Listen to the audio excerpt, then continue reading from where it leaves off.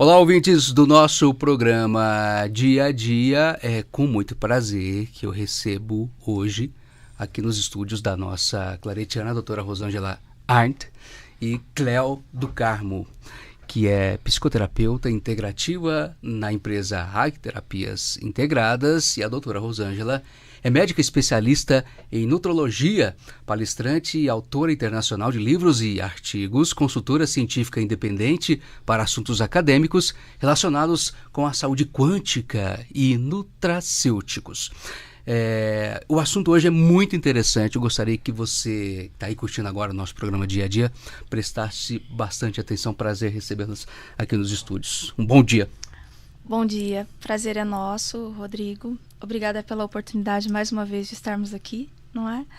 Falando de um assunto que eu sou também tão apaixonada e que, tendo a doutora Rosângela como mestra nisso, a gente se torna cada vez mais apaixonado, né? E até mesmo vivenciando tudo que eu vivenciei. Então doutora, é uma honra tê-la aqui em Batatais mais uma vez. Obrigado. Agradeço muito o convite, estou muito feliz de poder estar aqui também. E eu gosto muito mesmo de passar conhecimentos. Vamos ver o que a gente pode ajudar. Eu sou uma pessoa muito curiosa, viu, doutora? Muito curiosa, né, Cléo? Sim. A gente já bateu altos papos aqui no programa Dia a Dia.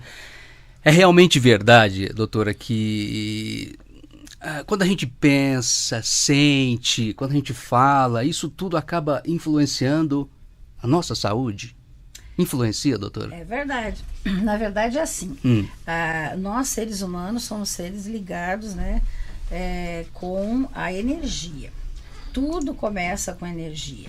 Então, quando você pensa, você emite uma quantidade de energia que dá, inclusive, para medir no eletroencefalograma. A gente pega as ondas cerebrais, que são medidas em hertz. Hertz é a oscilações por segundo, quer dizer, já é uma medida de frequência, né?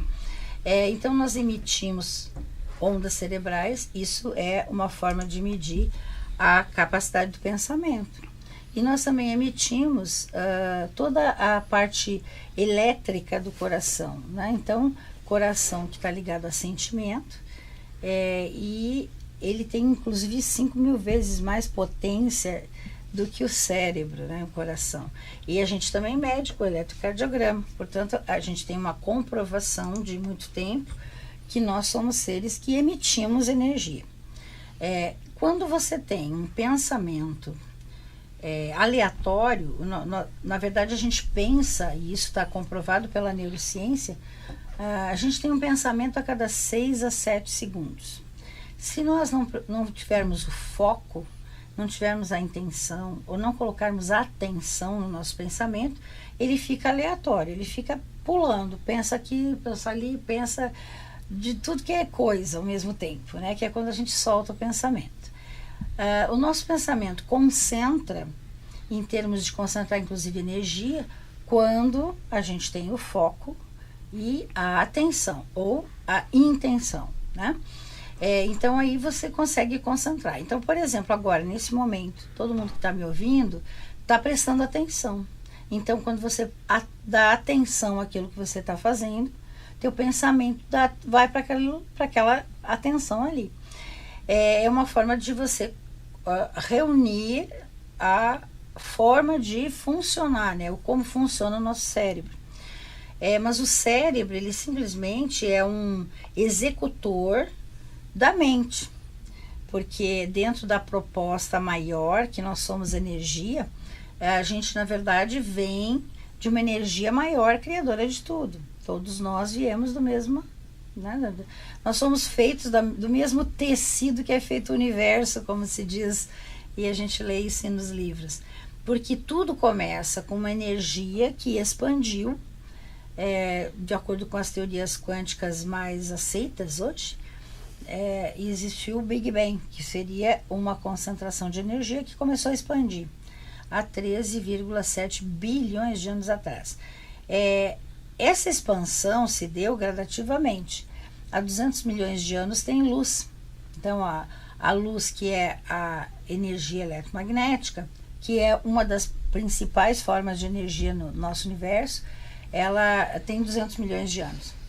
E a partir da luz, que é o fóton, que é a partícula de luz, que vai ter onda e vai ser partícula e onda, que foi o prêmio Nobel do Einstein, foi em cima disso, que foi o efeito fotoelétrico, determinando que fótons são, na verdade, partículas de luz sem massa, mas eles têm um comportamento de partícula. Mas ele também tem comportamento de onda, porque é uma onda energética.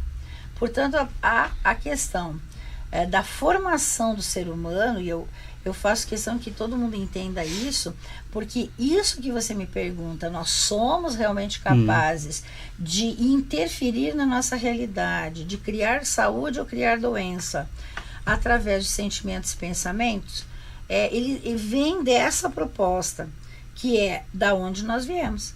Nós somos energia, mas nós viemos da onde? Nós viemos dessa energia criadora de tudo, que transformou, então fez luz, depois fez as subpartículas, as partículas, as moléculas e os átomos, e daí o universo. Todo o universo tem uma composição de energia e um pouquinho de matéria. Na verdade, a gente hoje sabe que só tem 4% de matéria conhecida. 4? Só 4%. 4% do universo é matéria conhecida, que é o átomo, né?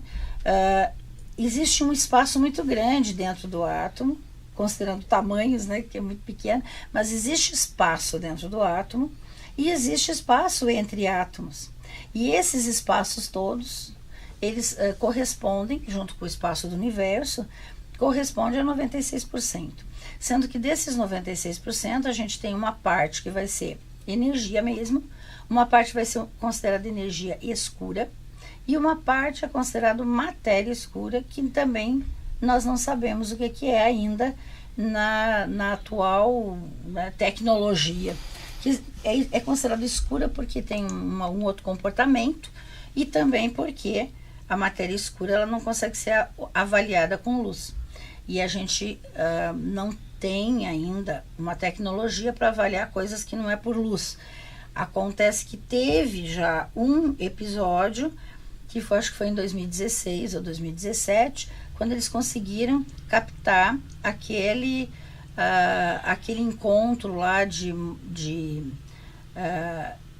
seriam de buracos negros, né, que 2 buracos negros se chocaram há milhões e milhões de anos atrás, e eles conseguiram captar essas ondas, que são chamadas ondas gravitacionais, na experiência lá no Arizona, nos Estados Unidos, onde inclusive tem 2 brasileiros técnicos lá, né? 2 cientistas nossos. Foi a primeira vez que nós tivemos a captação de uma evidência científica onde não se usou luz. Olha que interessante. Da matéria escura. E aí eles descobriram que esta tecnologia poderá vir a ser usada para avaliar o que nós não conhecemos do universo. Ah, entendi. Né? Mas isso é uma coisa muito lenta, porque é muita tecnologia, realmente tem um investimento nisso, mas há uma espécie de lentidão em chegar à tecnologia que realmente funcione para a gente poder utilizar. Claro que nós estamos hoje numa evolução muito mais rápida da tecnologia, né? Sim. Mas então, considerando que nós viemos dessa energia criadora de tudo, que a gente pode chamar de Deus, que eu acho que é o nome mesmo, mas pode se chamar assim. Por exemplo, o próprio Max Planck, que desenvolveu a primeira mudança do paradigma da física para a física quântica, que é considerado o pai da física quântica, ele chamava de matriz. Ele dizia que existia uma matriz que criava o mundo, né, que criava o universo. Nós temos daí a evolução disso por Gregg Braden, né? Gregg Braden é um grande, vamos dizer assim, escritor e divulgador. Eu acho ele muito mais escritor e divulgador do que cientista, mas ele tem livros maravilhosos. Ele tenta unir a espiritualidade com a física quântica. Eu tive a honra de participar de um workshop em Las Vegas com ele, de um dia inteiro, que foi maravilhoso. Mas Gregg Braden tem um livro chamado Matriz Divina, quando ele pega a ideia da matriz que criou o universo e que cria o universo e o ser humano o tempo todo e transforma isso com a espiritualidade em matriz divina, que eu acho muito legal também.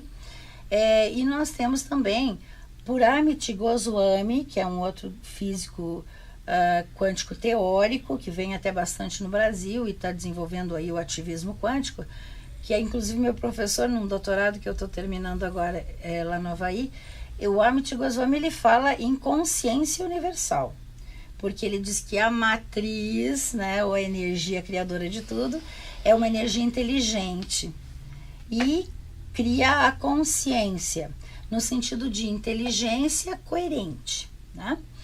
Essa consciência universal, essa energia criadora de tudo, ela tem uma espécie de concentração de energia para o ser humano, que seria como a gente iria fazer o que a gente chama de causação descendente.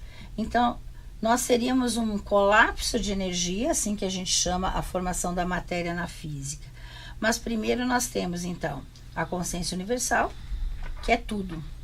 Aí nós temos o primeiro campo de energia, a primeira nuvem, né? Agora é fácil a pessoa entender quando a gente fala em nuvem do Google, nuvem do Dropbox, quer dizer, são campos que têm informação neles, né?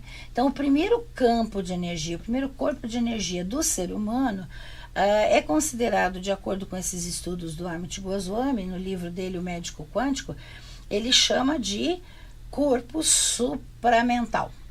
O supramental, ele é como se fosse uma receita de fazer ser humano, mas seria uma receita genérica e para todo mundo. Então, todos os seres humanos compartilham esse campo de energia que tem lá a razão, os arquétipos, e que tem o início da formação, que seria assim, um começo de campo morfogenético.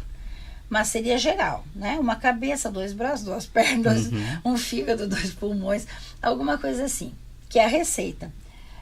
Que tem muita lógica, porque se você vai fazer, vamos supor que a gente vai fazer o bolo. Você vai fazer um bolo de chocolate, a receita não pode estar dentro do bolo, né? Ela tem que estar fora. Tem que estar fora. Então a receita de fazer ser humano tem que estar fora do ser humano, mas tem que estar num campo de energia onde tem essa informação de fácil acesso.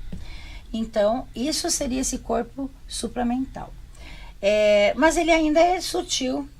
Então, para você ser individual, cada um de nós, a ideia é que nós vamos condensar um pouco dessa energia. Então, a gente vai se separar do todo, mas continuamos ligados ao todo, porque nós fizemos parte do todo.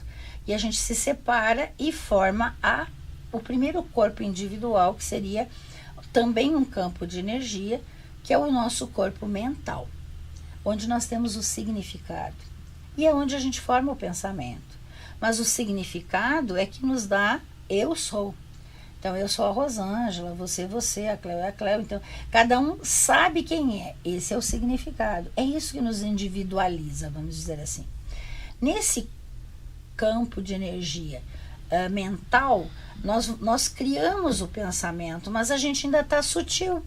É uma energia ainda muito sutil. Se nós formos comparar essa formação de causação descendente com a água, nós podemos dizer que o nosso corpo mental é o vapor.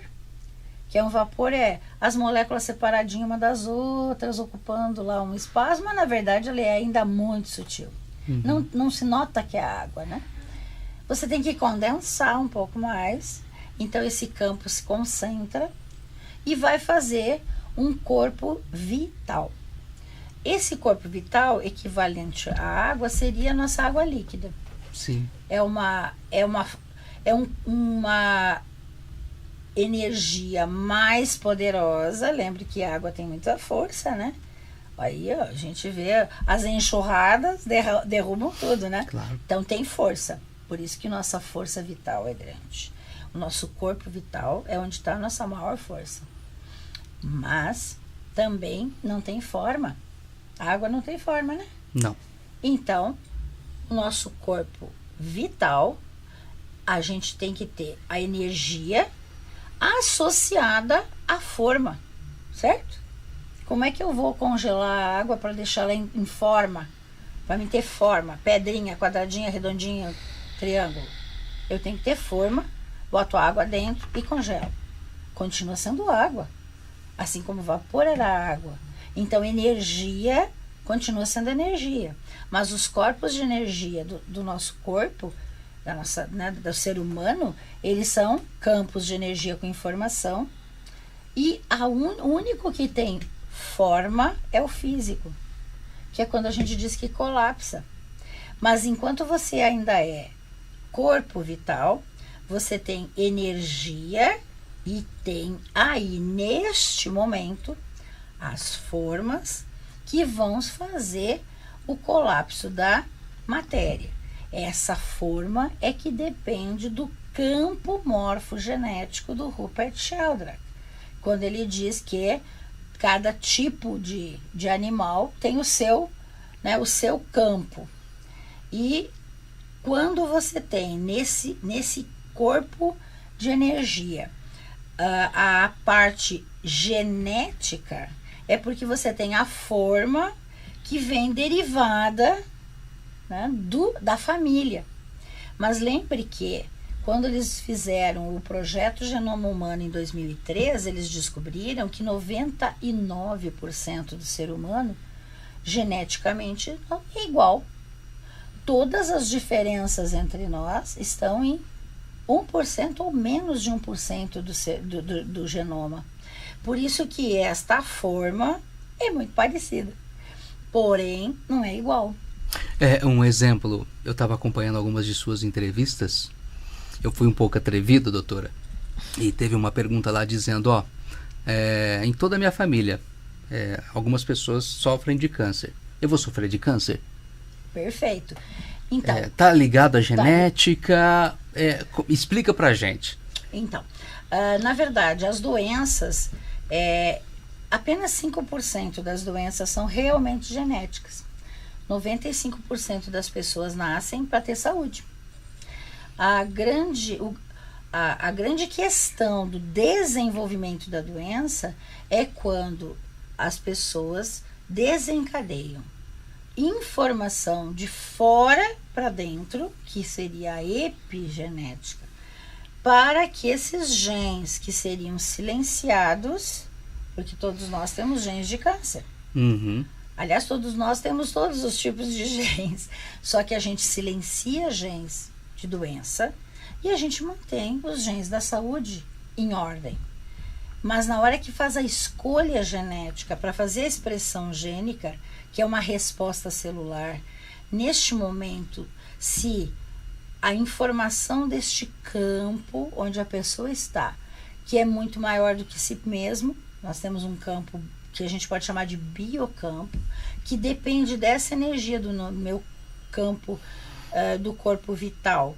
E hoje nós sabemos que no meu corpo vital é onde eu tenho o sentimento, que eu vou ter então a força do sentimento, que é a força do coração, que é 5.000 vezes maior do que a força do cérebro. Então eu tenho cérebro, etéreo, pensamento, etéreo também, mas com força, eu tenho alguma energia. Quando eu junto o sentimento, que eu tenho uma energia mais poderosa e que eu tenho à disposição desses campos que tem a informação da saúde e da doença, que é o corpo, que é esse corpo vital com os campos morfogenéticos, e a influência de fora para dentro pode desencadear um processo de câncer. Por isso que acontece o câncer mais na mesma família.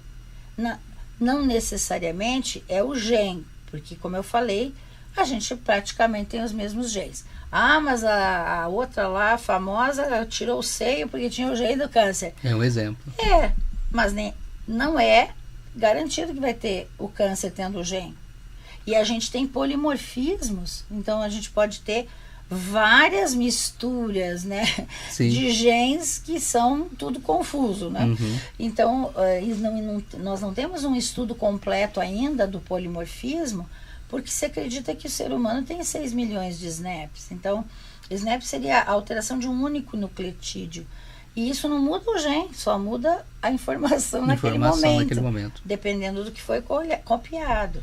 Então, a gente dizer que as doenças que aparecem na mesma família são obrigatoriamente doenças genéticas, não podemos. O que vai ser obrigatoriamente uma doença genética é quando existe uma dessas doenças em que há um erro metabólico, um erro dentro, né, do próprio gene, ou uma ausência de gene, ou um aumento lá do gene em que os dois alelos, ou seja, tanto que veio do pai quanto que veio da mãe, na hora que junta dá tudo errado. Aí nós temos uma doença genética, que são os 5% do ser humano, 5% do ser humano, que vão ser as doenças raras. E eu tenho um professor maravilhoso de clínica lá, quando eu fiz faculdade há 40 anos atrás, que ele dizia uma coisa muito certa. Ele dizia assim, as coisas raras raramente acontecem. Né? Então, doenças raras são raras. A gente não pode dizer que todo mundo vai ter, não vai. Até porque esses genes, né, eles vão aparecer em termos de doença quando tiver os dois alelos, a maioria deles, pelo menos. Então, o que a gente está querendo colocar é a importância do entendimento, que nós somos energia, que vamos colapsando, porque vamos condensando essa energia.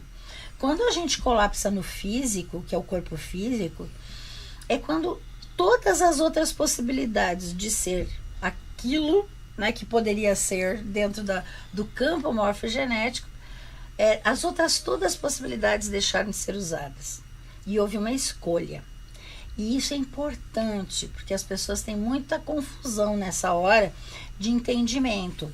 Mas, na verdade, não é a gente que faz a escolha. A escolha ela é feita no sentido de informação do seio familiar, né? Não é uma escolha própria nossa, mas é uma escolha que existe.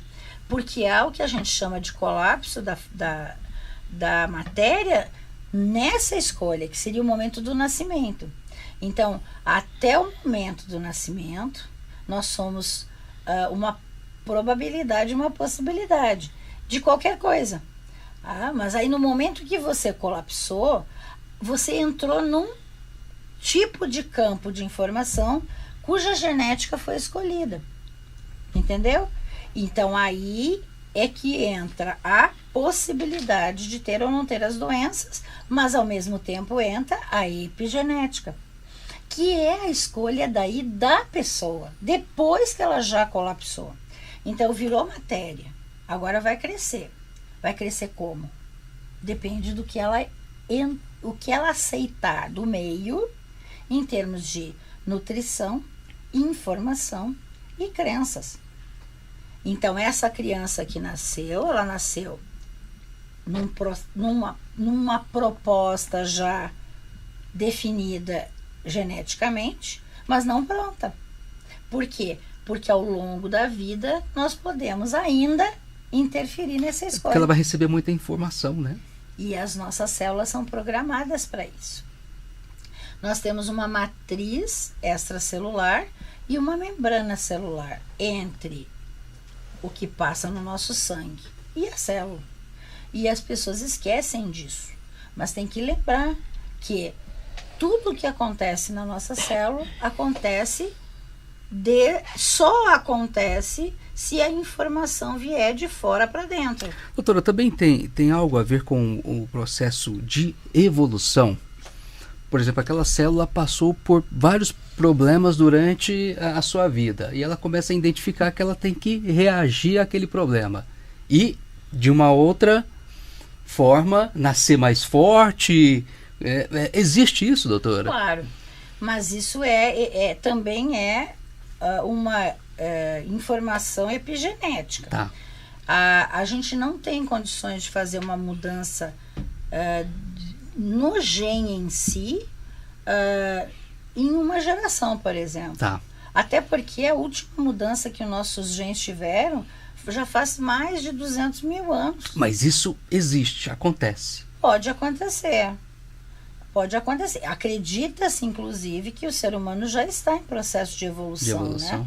Porque geneticamente, a última vez que nós tivemos um upgrade foi quando nós aparecemos na face da Terra com 46 cromossomos, né? Desculpa, às vezes a pergunta, mas hoje as crianças parecem ser mais inteligentes, mais ativas, elas parecem que estão mais atentas. Isso é o que elas recebem? Já é um processo de evolução, não tem nada a ver. Genética. Não tem nada a ver. Não, é a informação que ela recebe. Os nossos genes continuam iguais. O que houve de mudança foi o campo de informação que recebeu mais informação. Não é que recebeu mais. Na verdade, dentro da visão da física quântica, a informação está lá. Ela não era acessada. O que nós fizemos nos últimos 100 anos ou 120 anos foi um aumento de capacidade de acesso. Então, hoje está muito mais rápido o acesso à informação. Por quê? Porque mais gente acessa. E a gente está acessando mais coisas. Então, toda a tecnologia que a gente tem hoje é derivada de uma informação que já existia no campo, mas não era acessada. Isso parece que as habilidades e as competências estão à flor da pele.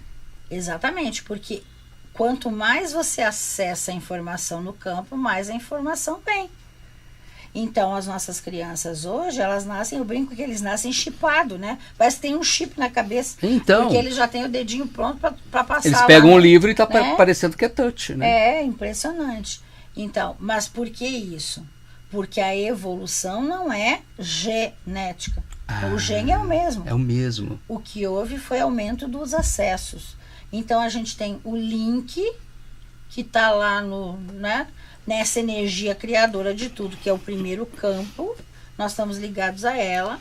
Nós temos essas energias que criam campos de informação para todo o universo.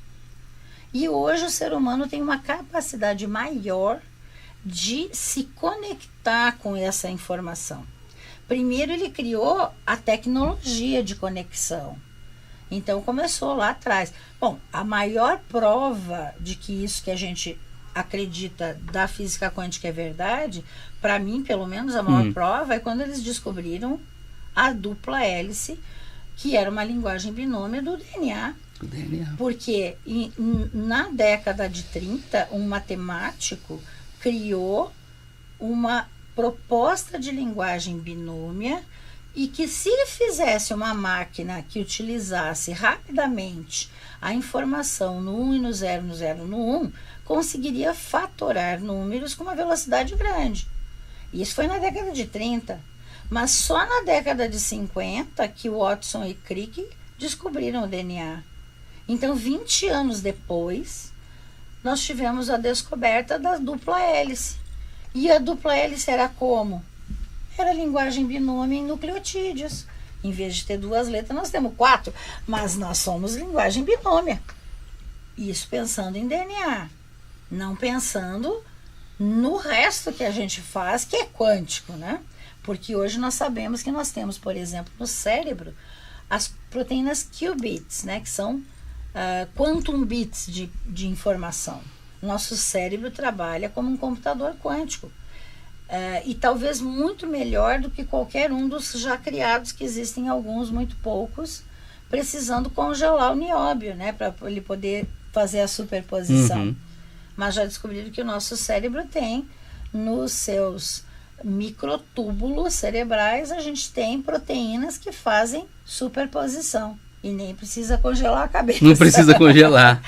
Então, nós trabalhamos por superposição no cérebro, mas nós também trabalhamos por ressonância. Quando desenvolveram aquele aparelho do PET scan, que bota a pessoa dentro, né?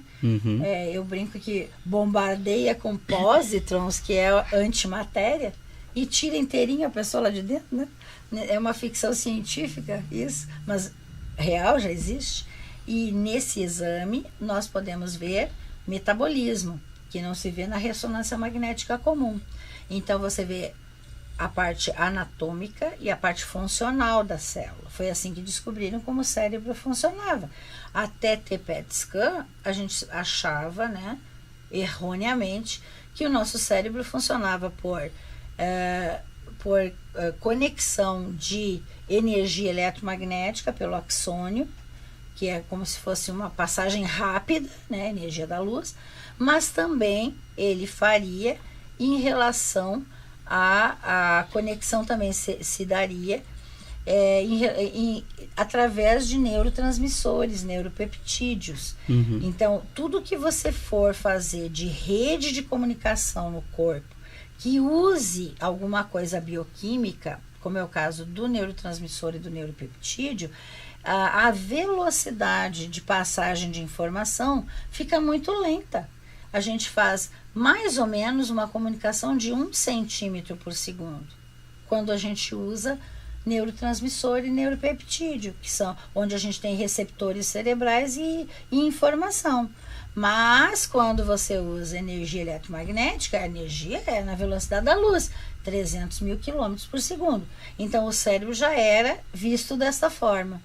E agora a gente descobriu que ele também trabalha por ressonância. Ressonância quer dizer, ele reconhece as frequências que são iguais e faz uma vibração frequencial, ampliando a sua vibração, fazendo um aumento de amplitude de onda.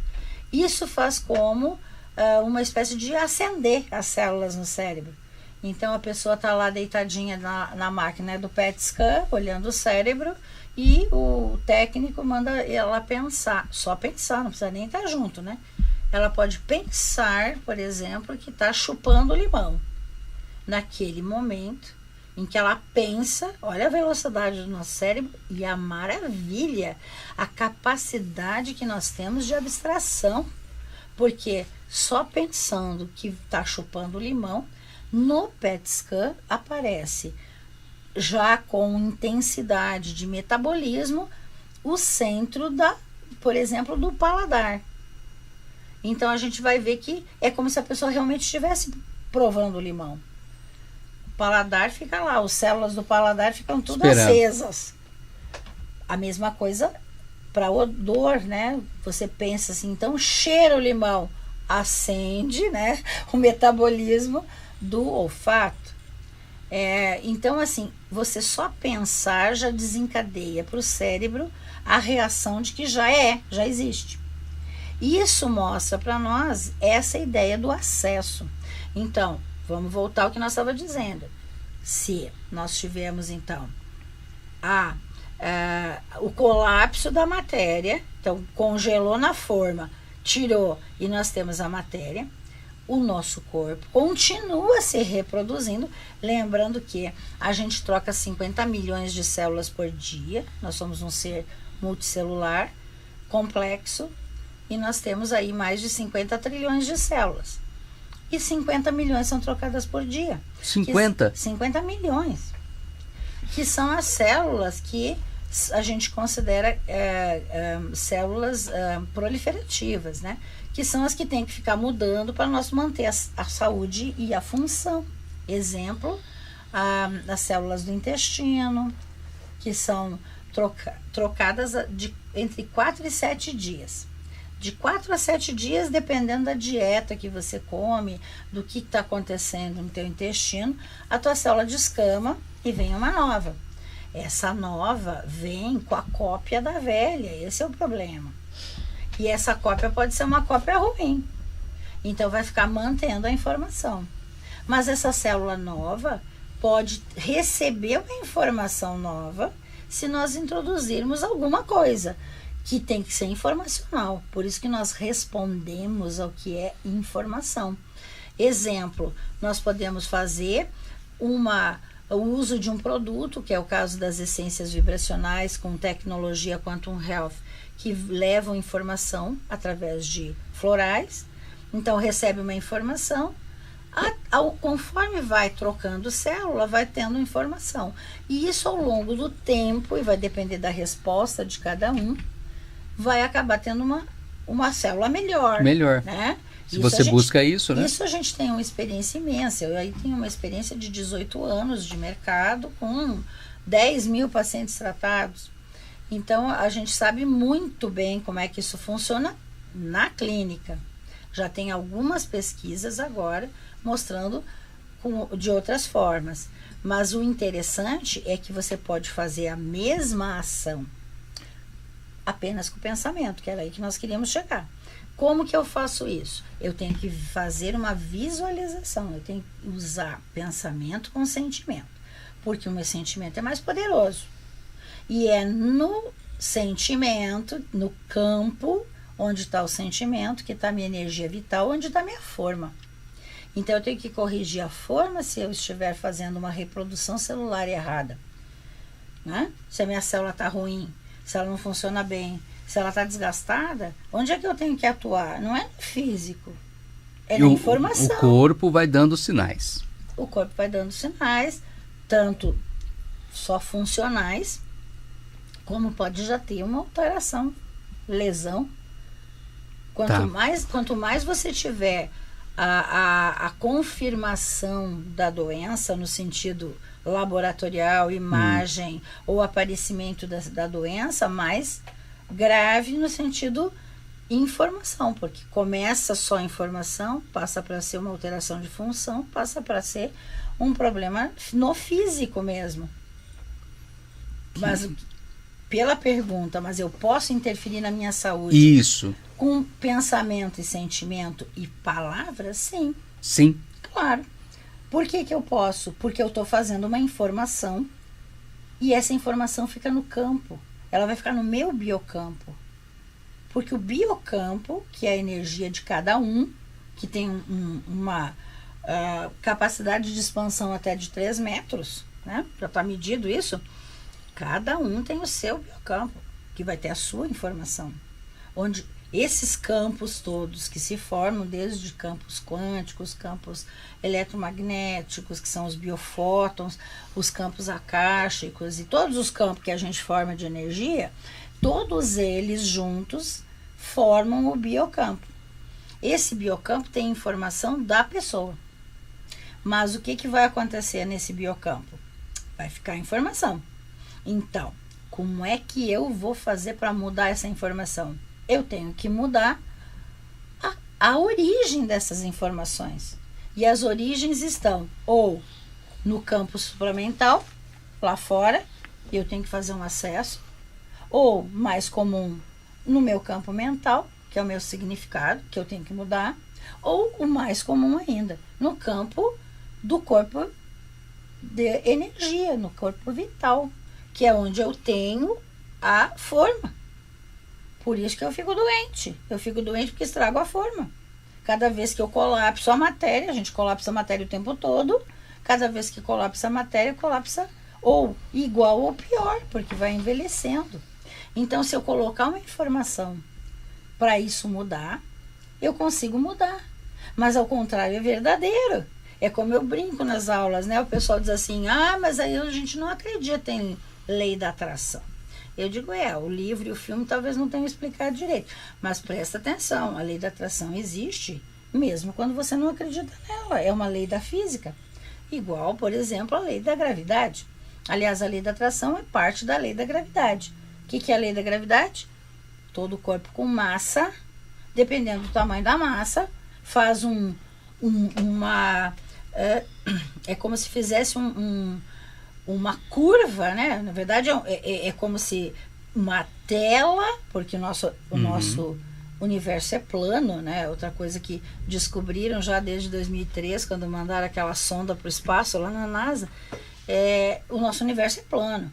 Então, e ele tem que ser plano, senão não teria a gravidade. Por quê? Porque essa teia que forma o universo, cada vez que eu tenho um corpo com massa mais pesado, faz um buraco maior na teia. Quer dizer, baixa, né? É como se fosse a curvatura aonde? No tempo e espaço, ou no espaço-tempo, que o Einstein provou que era assim que a gravidade funciona. Mas ele provou que a gravidade funciona 228 anos depois que Newton declarou como é que ela era. Tanto que uma das brincadeiras era, tá bom, Newton disse como é que era, né? A gravidade é isso. Né? Tem uma atração. Tem uma atração. Né? E o que perguntava para ele, mas como que isso acontece? Ele respondia, como é problema da natureza, não é meu. Eu não sei como é que funciona. Quem que determinou foi Einstein. Porque ele entendeu que essa atração faz pelo peso da massa, vai fazer essa depressão no espaço-tempo, porque a gente não, né, a gente só tem espaço-tempo. A ideia de tempo linear que a gente usa, passado, presente e futuro, não existe. É uma convenção para a gente poder se entender, né? Senão seria uma bagunça mesmo. E o espaço também não existe, porque a gente está sempre agora e aqui. Onde é que nós estamos? Nós estamos sempre aqui, né? Não importa para onde a gente vai. Quando a gente está aqui. Então só existe um espaço e um tempo. O aqui e o agora. E quando o povo começa a ficar muito doidinho com essa história, eu digo assim, ó, é simples, é só você parar e pensar. Onde você estava ontem? Ontem eu estava lá em casa, sei lá, em Curitiba. Tá, mas ontem, quando você estava em Curitiba, onde você estava? Aqui, né? Estamos aqui. Né? Tá sempre aqui. E qual é o tempo que você vive? Sempre no agora. Então, é verdade tudo isso. É que a gente aprendeu a lidar com isso de uma forma diferente. Mas como que a gente usa isso para melhorar a saúde? Porque para piorar a doença, todo mundo também faz, né? Porque as informações de fora do campo entram no nosso campo e, de acordo com a resposta do campo, a gente fica doente ou fica saudável. Por isso que não importa o que acontece com a pessoa, importa como a pessoa responde ao que acontece. Porque a resposta é que vai dar realmente o resultado da informação. Então, a informação, quando ela é boa, parece que é boa para todo mundo. Não necessariamente. Eu já tive, por exemplo, o caso de uma senhora que recebeu a promoção. Ela trabalhava numa multinacional e ela ainda jovem, mas já, né, trabalhando há muito tempo na mesma empresa, ela foi indicada, ela era secretária executiva do presidente da empresa, do diretor-geral da América do Sul dessa empresa. E ela era secretária executiva dele. E quando ele se aposentou, em vez de ele deixar para o outro diretor, ele deixou para ela o cargo. Ela surtou de nervosa, ela entrou num estresse imenso. Mas aí quando você vê, mas peraí, isso era uma promoção? Era um benefício? Era uma coisa boa? Mas as coisas boas nem sempre conseguem ser entendidas dessa forma pelo organismo. Até o momento em que ela assimilou que isso, na verdade, não era um castigo, era um prêmio, e que ela dava conta, ela ficou quase 1 ano sofrendo de tudo que é tipo de doença sintomática, né? Ela entrou no processo psicossomático. Ela produzia com o próprio pensamento. Mas exatamente, porque foi a forma com que ela encarou o processo. Mas era um processo bom. Entendeu? Como uma notícia boa, uma notícia ruim não importa. Importa como você responde a ela. E isso é o comum na vida da gente. É que a gente não para prestar atenção. Mas o tempo todo nós fazemos escolhas. E as nossas escolhas são as que decidem o que vai acontecer conosco. Mas não necessariamente na ordem certa. Quando você faz uma escolha e daqui a 5 minutos acontece alguma coisa, você sabe que foi a tua escolha. Mas você pode fazer uma escolha agora que modifique alguma coisa muito tempo depois. Aí você nem sabe que a escolha foi sua. Mas quando você assume que você está entrando, né? Aconteceu uma porção de coisas que não era para acontecer na sua vida, porque você nunca pensou assim, porque você é uma pessoa boa, porque você fez... E aí começa a acontecer um monte de coisa complicada. O que você tem que pensar? Você tem que pensar, para aí, eu estou numa onda de energia, de vibração, e estou atraindo tudo que vibra nessa onda. Então, o que eu tenho que fazer? Eu não tenho que brigar com ninguém. Eu tenho que sair da onda. Eu tenho que mudar a onda. Porque essa onda pode desde me atrapalhar emocionalmente, como pode levar ao desencadeamento epigenético, né? Silenciando um gene de saúde e acordando um gene de doença, né? E eu posso chegar a ficar doente por isso. Então, é comum a gente ver as pessoas... Baixa de imunidade. Com certeza. É comum isso. É comum você encontrar pessoas que depois de um período de estresse muito grande, desencadeiam doenças e doenças sérias.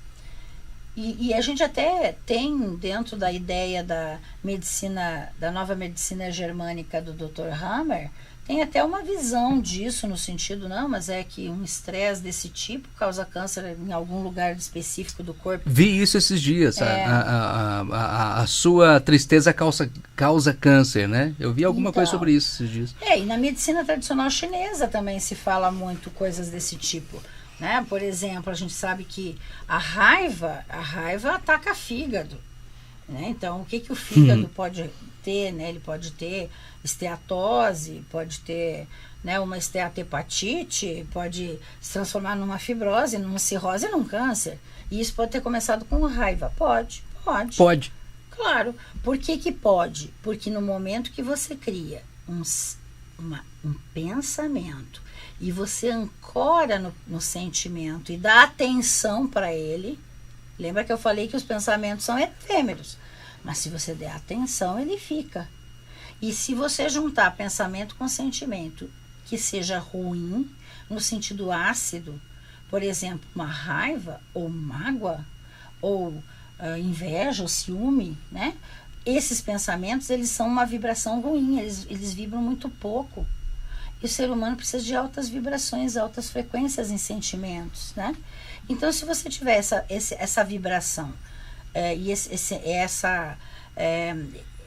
ficar nessa onda ruim, com o pensamento e o sentimento sempre com essa vibração, o que vai acontecer com você? Você vai começar a cristalizar isso. Porque a cada 47 segundos que você teve um pensamento e um sentimento ancorado, você cria um neuropeptídeo. Neuropeptídeo é um pensamento materializado, porque ele se formou lá, juntou os aminoácidos e formou uma informação que agora não é mais só onda, agora é uma informação matéria, criada pelo teu hipotálamo, que é uma parte do cérebro que coordena as emoções. E exatamente esse neuropeptídeo, ele sai pelo sangue procurando o seu receptor. Onde tiver receptor para aquele neuropeptídeo, e o receptor tem uma antena, todas as nossas membranas celulares têm as nanoantenas, que são diapasões, que atraem os seus, né, correspondentes aos seus receptores. Então, se o neuropeptídeo, por exemplo, vamos pegar um neuropeptídeo que te dê a informação de depressão, né, que é uma situação que o Brasil é o 5º país do mundo em depressão. Então, tá lá vibrando um neuropeptídeo que determina a depressão. Ele encaixa em tudo que é célula que tenha receptor. Então, nós temos receptor para depressão no cérebro, sim. Mas nós também temos receptor para depressão no sistema imunológico. Aí encaixa lá, por quê? Porque tem que haver uma rede de comunicação para que o cérebro pensa, que na verdade está executando um pensamento que é da nossa mente, ele tem que estar sempre em coordenação com o nosso corpo, que é a parte física. Então, o neuropeptídeo, ele encaixa e muda a fisiologia. Por isso que a gente diz, pensamento e sentimento pode mudar a biologia, porque vai mudar a fisiologia. Porque se você pensar e criar o neuropeptídeo, esse neuropeptídeo vai encaixar no receptor, fazendo depressão de sistema imunológico e de pele. A gente deprime pele. Tem receptor de depressão na pele. Mas aí o que vai acontecer? Amanhã você pode estar feliz.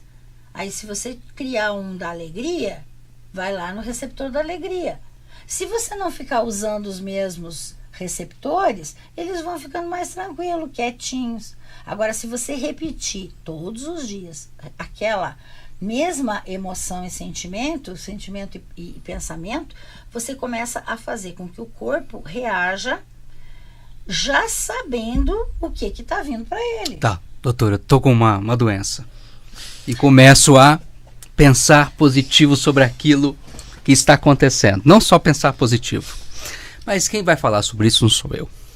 É a Cléo que passou por isso e ela já falou sobre autocura aqui no programa Dia a Dia. Você é um exemplo que a autocura é real, Cléo? Bem, tem dado certo. Tem dado muito certo. Nós já falamos disso, né? Algumas vezes, né, Rodrigo? E Tanto é que o último episódio eu tive 1% pela medicina de uma paraplegia. E hoje nós estamos aqui, né, falando exatamente de uma não paraplegia. E no momento que eu recebi a doença, lógico que falar disso hoje é muito mais calmo, muito mais tranquilo. E que na hora não é, quando você recebe um diagnóstico assim, né? Mas o que me ajudou muito foi todos os estudos dentro das terapias integrativas que eu já havia feito há muitos anos. E toda a bagagem técnica que a gente já vem trabalhando, né, há muitos anos também. E ali tinha um fator decisivo, que foi o fator que fez com que eu decidisse, quando eu tive o coma, também a escolher, né, estar na vida, que é o que eu sempre digo, né, estar na vida em vida, né, porque às vezes a gente passa pela vida não estando vivo na vida, né, e ao ouvir o 1%, eu tive que rapidamente acionar vários estímulos dentro de mim. E tudo bem que eu acredito muito em Deus e, né, nessa fé cósmica. Na matriz, doutora? Na matriz divina. Nessa força cósmica que nos rege e ali que está dentro de cada um de nós, né? E naquele momento eu disse para o médico, quais são as chances pela medicina? 1%. Tá, se eu tenho 1%, eu posso modificar. Não acabou a esperança diante disso, né? E aí eu coloquei todas as células a trabalhar a meu favor. E deu certo. Então foram 7 dias no hospital, né? Onde a paraplegia ela já tinha atingido a parte dos membros inferiores. Eu comecei a ter sintomas nos membros superiores. E aquele fator de perceber que a estrutura física ela não estava funcionando, ela não estava respondendo, mas que existia várias outras estruturas, né, vários outros campos, né, doutora, morfogenéticos ali a meu favor, fez com que eu esteja aqui hoje, contando isso, que a gente vem contando também no livro, que a gente vem propagando isso para milhares de pessoas, né, e que até nós estávamos conversando no almoço agora há pouco, e eu disse, eu acho que eu precisei mudar, inclusive, meu rumo de vida, né? Para poder contar para as pessoas que isso dá certo. E que a gente tem feito mudanças, né? Não só através do que eu vivi no ano passado, mas eu faço parte aí, eu acho que um pouquinho desses 5%, né, doutora? De uma matriz celular meio que fora da caixa, né? E que a gente vem fazendo mudanças e tendo, inclusive, mudanças nas expressões gênicas. Então, assim, isso fez com que eu me tornasse apaixonada pela física quântica, que me tornasse apaixonada pela neurociência, por isso que eu estou buscando, estou indo estudar, fiz as formações em cima de estudo, e a capacidade que nós temos, só nós temos, de fazer a mudança e alterar essa mudança dentro de cada um de nós. O carinha lá de cima, ele está a nosso favor. E se a gente acreditar nisso, somos eternamente capazes de fazer mudanças. E é isso. Doutora, eu sei que você tem agora, né, um trabalho, mas uma última pergunta. Quando a gente vai ao médico, eu, por exemplo, quero que ele resolva o meu problema. Quando eu vou, você vai ter que me curar. Eu já ouvi em entrevistas você falando sobre isso. Nós que temos que buscar a cura, doutora, é isso? Exatamente, como a Cléo falou, a autocura é a única cura que existe, né? Porque nós temos um programa. Quando a gente vira a matéria lá, né, corpo físico, quando a gente colapsa no físico, a gente traz alguns programas prontos, né? É como se fosse um computador, que ele vem com um sistema básico de vida e alguns programas. O resto a gente tem que botar, né? Tem que baixar os programas. Então, o programa que vem pronto é o programa de autocura, que é o da homeostase, que vai fazer com que tudo entre em equilíbrio e funcione. Mas este é um programa que roda sozinho. E ele também obedece às nossas crenças, que são os outros programas. Então, como diz a Cléo, eu tive que buscar toda, né, a minha informação, tudo que eu tinha aprendido para fazer isso funcionar. Por quê? Porque a nossa mente consciente, que é a que aprende, que estuda e tudo mais, ela tem uma grande dificuldade em se relacionar com a mente subconsciente, que é a poderosa, onde estão os programas que rodam sozinho. E tem uma razão lógica. Se eu tenho um programa que faz meu coração bater, fazer eu respirar... É exatamente isso, eu estou respirando e não estou pensando. Mas então, se nós tiver que pensar, o que vai acontecer? Ou eu penso para respirar, ou eu penso para bater o coração. Uma das duas coisas não sai. Então, é por isso que a gente não tem essa força toda consciente. E é por isso também que a gente tem as crenças. Porque aí as crenças a gente vai incluindo dentro de nós, né? Vai formando esses programas que vão depender da família, da comunidade, do país que você cultura, está, né? Da cultura. Então, quando nós brasileiros vamos ao médico e dizemos assim, eu quero que você me cure, isso é uma crença. Isso é uma crença incutida. Aliás, é uma crença que vem há algum tempo já, não é todo lugar que é assim, mas a gente nota que vem nos tempos modernos, vamos dizer assim, onde houve um crescimento muito grande da indústria farmacêutica e também do conhecimento técnico, tecnológico da medicina, e fez com que houvesse uma ideia errônea que nós só conseguimos nos curar através de ida ao serviço de saúde, através do remédio ou através de uma cirurgia. Eu sempre digo que ainda bem que nós estamos nesse momento vivendo uma medicina maravilhosa, tecnológica, capaz de manter vivo pessoas que morreriam facilmente. Hoje nós temos a 5ª ou 6ª ou 10ª geração do antibiótico para acabar com aquele bicho diferente que o nosso corpo não dá conta. Não dá conta. Né? Tudo bem, mas tem uma crença errada nisso. Porque a medicina convencional, ela chegou muito depois. A gente tem essa medicina há 120 anos. E como que nós estamos aqui na Terra, sem remédio, sem cirurgia, durante todos esses milhares de anos? Não tem uma coisa que está errada, pelo menos no bom senso? Sim. Então, na minha opinião, a gente precisava aprender de novo. A gente tem que... Essa ideia da autocura é uma ideia que tem que voltar para o ser humano. Porque nós somos capazes. Só que nós não somos, às vezes, capazes de fazer tudo sozinhos. Mas a autocura está dentro de nós. Então, o que nós precisamos é, primeiro, nos empoderar. Empoderar de quê? De conhecimento. Depois, aprender as técnicas. E aí é que vem a coisa mais maravilhosa. Escolher quais são as formas de tratamento, de terapia, que vão estimular a minha autocura. Como a Cléo usou vários tipos de terapias energéticas e várias terapias, usou as essências vibracionais, que é uma coisa que eu domino muito, tenho, né, bastante experiência, usou tudo que estava ao alcance. Sim. Porque são formas de estímulo para a autocura. E é este o momento que eu acho que as pessoas têm que ter a ideia, a consciência, né, ou a conscientização de que nós podemos, sim, melhorar, nós podemos melhorar a vida, nós podemos melhorar a qualidade de vida, nós podemos promover saúde com técnicas e práticas e conhecimentos que estão dentro da proposta das práticas integrativas. Por quê? Porque essas são práticas milenares.